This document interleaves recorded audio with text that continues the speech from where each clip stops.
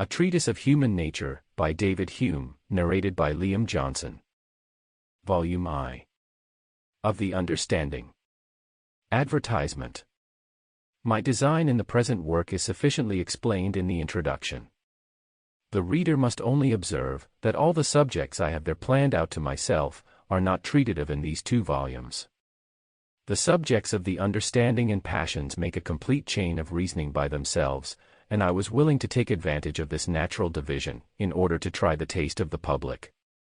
If I have the good fortune to meet with success, I shall proceed to the examination of morals, politics, and criticism, which will complete this treatise of human nature. The approbation of the public I consider as the greatest reward of my labors, but am determined to regard its judgment, whatever it be, as my best instruction. Introduction.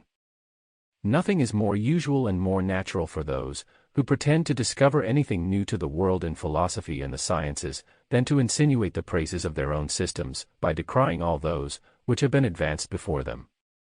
And indeed were they content with lamenting that ignorance, which we still lie under in the most important questions, that can come before the tribunal of human reason, there are few who have an acquaintance with the sciences that would not readily agree with them. It is easy for one of judgment and learning to perceive the weak foundation even of those systems which have obtained the greatest credit, and have carried their pretensions highest to accurate and profound reasoning. Principles taken upon trust, consequences lamely deduced from them, want of coherence in the parts, and of evidence in the whole, these are everywhere to be met with in the systems of the most eminent philosophers, and seem to have drawn disgrace upon philosophy itself.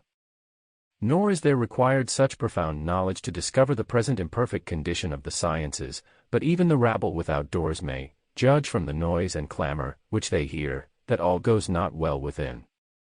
There is nothing which is not the subject of debate, and in which men of learning are not of contrary opinions.